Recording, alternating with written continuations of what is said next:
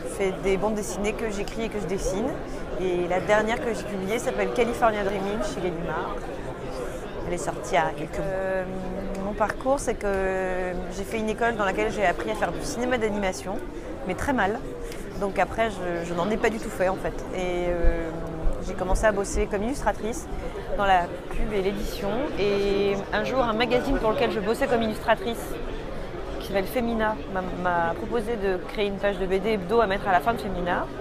Donc j'ai créé le personnage de Joséphine, qui est devenu un personnage hebdo donc. Et puis à la fin de l'année, j'en ai fait un livre, et puis un deuxième, et puis un troisième, et ainsi de suite. Et après, je me suis dit qu'en fait, j'aimais bien faire de la bande dessinée.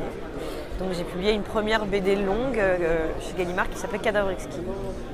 Et après, j'en ai fait d'autres, et maintenant, je fais plus que ça. Donc c'est plutôt bien. Ben, en fait, j'aimais beaucoup sa voix, j'aime beaucoup les chansons du groupe, même si je ne connaissais pas super bien le groupe non plus. Mais j'ai trouvé quand même que dans cette chanson, il y avait une voix qui faisait la chanson, en fait. Et qui fait qu'au lieu que ce soit juste une balade de pop, comme il y en a des milliers, ben, ça fasse une chanson qui passe encore autant à la radio et qui ne se démode pas. C'était sa voix à elle, qui répond en harmonie à la voix principale. Et puis en fait, en écoutant les Mamas and Papas, on se rend compte que dans quasiment toutes leurs chansons, c'est le cas. C'est toujours cette voix-là qui fait la chanson, les harmonies. Et en fait, c'est cette femme, donc Mama Cass, qui en plus, quand on regarde le groupe, est aussi celle qu'on voit le plus, puisqu'en plus, elle est en surpoids, beaucoup.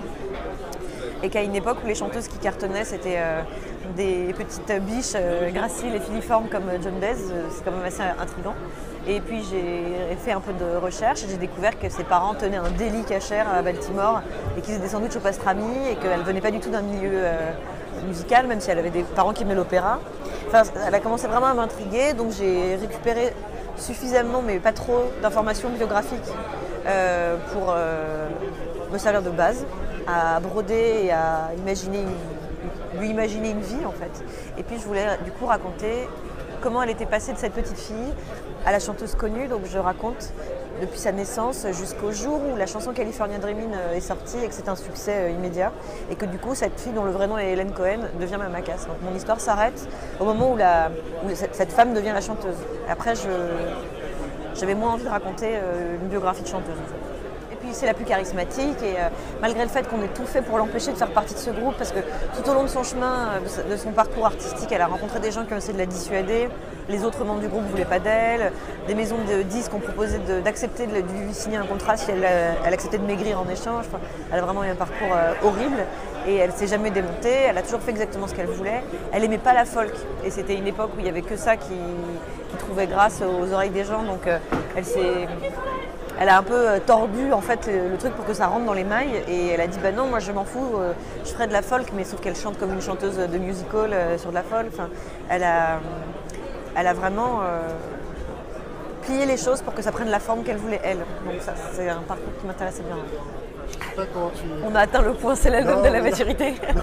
non mais c'est vrai, j'ai vieilli. Disons que c'est un album qui... Quand j'ai commencé à avoir envie de le faire, j'hésitais entre faire... J'avais plein de choses en retard à rendre, comme souvent, à mon éditeur, que j'aperçois d'ailleurs. Et en fait, j'avais le choix entre plusieurs albums à faire et c'est vrai que c'était pas forcément le choix le plus rapide, parce que c'est un album qui a été très long à faire. C'était aussi le plus casse-gueule, parce qu'il y avait à la fois ce défi technique qui était que je voulais le faire au crayon, ce qui était un outil que je ne maîtrisais pas. Et puis il y a le principe de cette narration tournante, de changement de narrateur à chaque chapitre. Donc c'était beaucoup de choses assez casse-gueule pour moi. Mais à un moment donné, si je ne m'y mettais pas, je ne le ferais jamais ce livre. Et donc mon éditeur m'a beaucoup poussé à faire plutôt ce livre-là et à faire celui qui me paraissait le plus difficile. Donc je ne sais pas s'il marque une maturité ou un cap, mais il marque pour moi très bêtement une certaine fierté. C'est que c'était mon marathon, quoi. Voilà. Donc je suis contente parce que j'ai fini mon marathon. Après, j'ai pas forcément fait le meilleur temps que j'aurais pu faire de ma vie, mais je l'ai fini. J'ai une médaille qui dit que je l'ai fini, voilà. Ce livre, il existe et j'ai passé beaucoup de temps dessus et c'est un projet qui me tenait vraiment très à cœur depuis longtemps.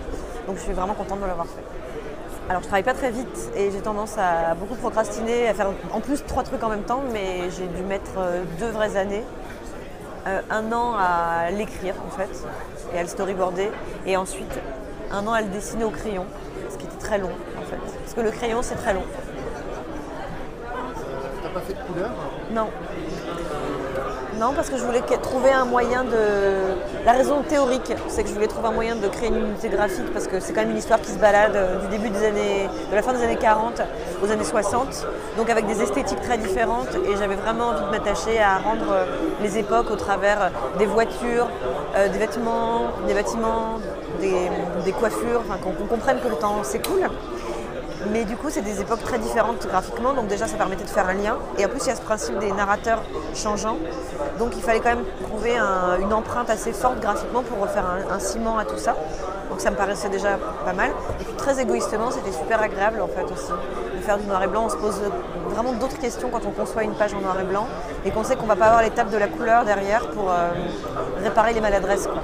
Et qu'on se dit, on a très peu de moyens, on n'a que du noir et des nuances de gris pour rendre toutes les heures de la journée, pour rendre toutes les saisons, pour rendre... Enfin, c'est un défi qui est assez chouette en dessin. En fait, l'histoire se passe effectivement en grande partie à New York, mais dans un New York des années 60, donc qui de toute façon est difficile à voir. Après, New York, c'est quand même une ville qui a... Enfin, Manhattan, c'est un avantage, c'est que graphiquement, ça a une identité tellement forte, c'est tellement facile de rendre New York en fait. C'est des escaliers de service et de la brique et des châteaux d'eau et pouf, c'est New York. Donc je pense pas qu'il faille se surdocumenter pour dessiner une ville. Il faut l'aimer, s'y balader. Par exemple, j'adore dessiner Paris, mais jamais je prends de documentation, je la dessine vraiment... c'est gnangnan de dire ça, mais avec le cœur, c'est que c'est une ville que je connais par cœur, donc j'aime bien dessiner des façades haussmanniennes et des balcons. Et New York, c'est un peu pareil, je trouve que c'est une ville qui est tellement fascinante. Quand on y va, on est tellement happé qu'après, il suffit d'essayer d'en dessiner une caricature, je pense. Alors, en fait, moi, j'ai vraiment eu... j'étais plutôt une fille assez sage. Donc moi, j'ai pas du tout d'expérience de drogue. Donc en fait, j'ai eu presque recours à des consultants drogue. C'est-à-dire que j'ai posé beaucoup de questions très très détaillées à des amis à moi qui prennent de la drogue. Parce que je voulais pas qu'il y ait d'incohérence drogue dans mon histoire. C'est-à-dire que je voulais pas que ce ne soit pas du tout les effets des acides quand elle prend de l'acide. C'est-à-dire, pour te dire à quel point je suis une oie blanche, j'ai demandé vraiment, ça a quelle forme, comment on prend de l'acide, est-ce que c'est comment ça marche? Donc on m'a expliqué, on m'a dit, bah, tu sais, c'est des petits timbres qu'on se met sur la langue. Ah d'accord, et tout. Donc, non, je me suis documentée en drogue quand même, c'est un peu triste. Voilà, les auteurs de BD n'ont pas de vie en fait. Qu'est-ce qui me nourrit? Je vais répondre la même chose que ce que disent certainement tous les auteurs. Plein de choses à la fois, pas forcément des BD. Ce qui nourrit mon envie de raconter des histoires, c'est clairement les biographies. J'ai vraiment c'est un péché mignon. Je tombe comme dans des vortex dans toutes les biographies qui existent. J'entends parler de quelqu'un au détour d'une conversation. Je vais tout de suite essayer de savoir s'il y a des livres qui existent sur la bio de ces gens, regarder des docs. Et dès que c'est un profil de quelqu'un qui a eu un parcours un peu comme ça, atypique et volontaire, je plonge complètement dedans. D'ailleurs, j'ai même fini par faire un blog sur Le Monde juste pour ça parce que j'avais un trop plein de biographies à évacuer. Mais c'est vrai que souvent, les gens qui ont eu un parcours qui me fascine, ça me donne envie de faire des livres sur eux. Si je pouvais, je ferais que ça en fait.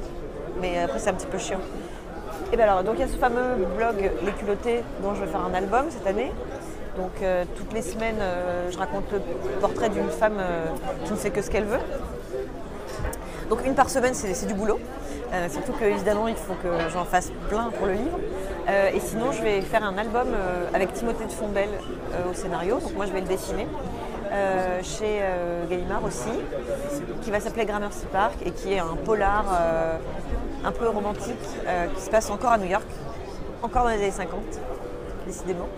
Et voilà, c'est super, l'histoire est géniale et je suis très impatiente. Mais c'est long. Ce serait Gary Larson, en fait.